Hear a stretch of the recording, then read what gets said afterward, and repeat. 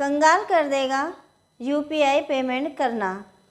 अगर आप ये 5 गलतियाँ दोहराते हैं तो आपका अकाउंट खाली हो सकता है, आप कंगाल हो सकते हैं। कौन सी वो 5 गलतियाँ हैं वो हम आपको बताएंगे अपने इस वीडियो में। इस वीडियो पर आप बने रहिए। मैं डॉक्टर इरशाद खानम आप सभी लोगों का एक बार फिर से स्वागत करती हूँ आपकी अपनी YouTube channel I love talks पर। वर्तमान में लेन देन जो है वो काफ़ी संख्या में बढ़ रहा है। आज हर व्यक्ति देश का, विदेश का, या कहें कि हर व्यक्ति जो है स्मार्टफोन का इस्तेमाल कर रहा है। स्मार्टफोन के इस्तेमाल करते करते वो डिजिटल पेमेंट भी करने लगा है। लेन देन के जितने भी तरीके हैं वो सारे डिजिटल होते जा रहे हैं। शायद ही कोई ऐसा व्यक्ति हो जो स्मार्टफोन का इस्तेमाल करके डिजिटल पेमेंट ना कर रहा हो। देखने में ये डिजिटल पेमेंट बहुत आसान लगता है। आप घर बैठे बैठे कहीं भी पेमेंट करके और अपना जो सामान है वो मंगा सकते हैं, ऑर्डर कर सकते हैं। ये बहुत ही आसान है, लेकिन आसान होने के साथ साथ कभी कभी ये बहुत खतरनाक भी हो जाता है।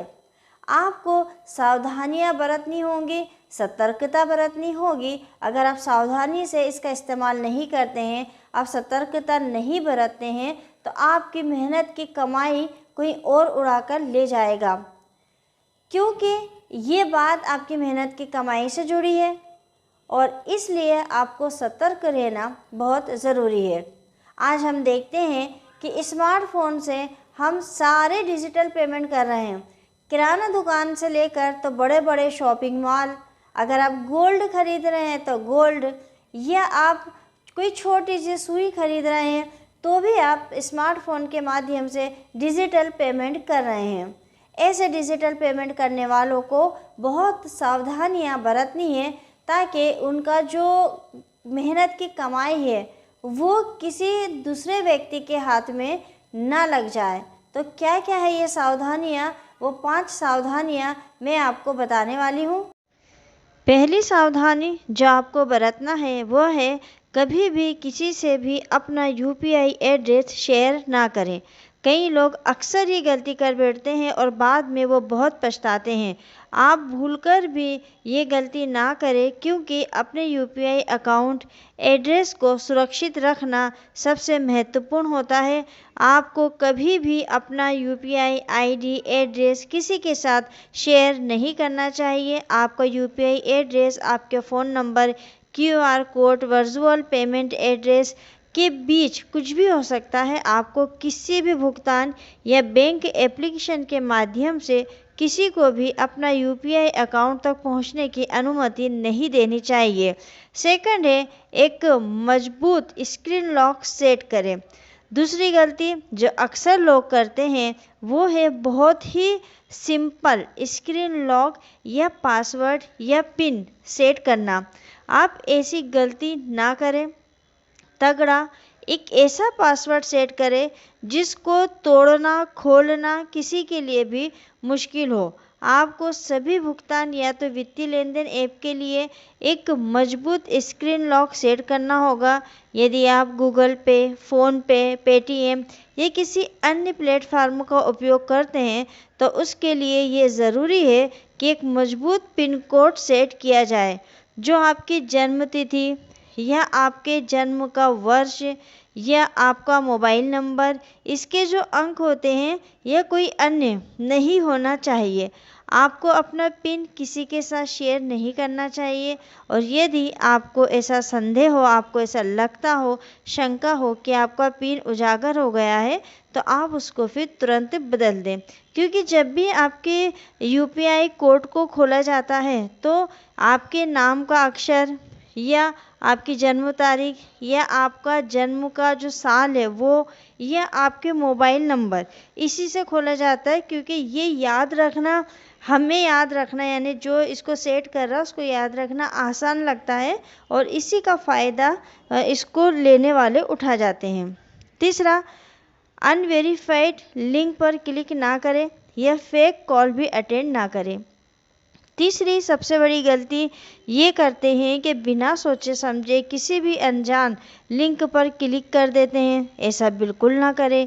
यूपीआई स्कैम एक आम तकनीक है जिसका इस्तेमाल हैकर यूजर्स को फंसाने के लिए करता है। ये ध्यान दिया जाना चाहिए कि हैकर्स आमतौर पर लिंक शेयर करते हैं या कॉल करते हैं और उपयोगकर्ता को वेरिफिकेशन के लिए एक थर्ड पार्टी ऐप डाउनलोड करने के लिए कहते हैं। आपको कभी भी ऐसे किसी लिंक पर क्लिक नहीं करनी चाहिए और ना ही पिन या किसी अन्य जानकारी को किसी के साथ शेयर करना चाहिए। बैंक कभी भी आपसे ना तो आपका पिन पूछता है, ना ओटीपी पूछता है और ना ही कोई अन्य पर्सनल डिटेल पूछता है।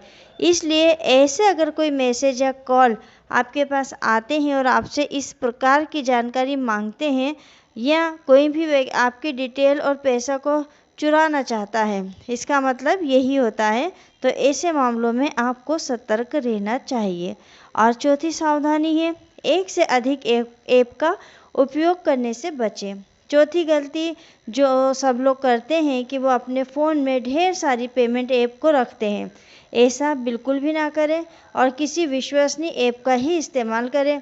एक से अधिक यूपीआई या ऑनलाइन भुगतान ऐप का उपयोग न करने की सलाह दी जाती है। कई डिजिटल भुगतान जो हैं ऐप हैं जो कि अलग अलग प्रकार के होते हैं और लोग क्या करते हैं कि कई डिजिटल भुगतान ऐप को पेमेंट ऐप को अपने मोबाइल पे डाउनलोड करके रखते हैं।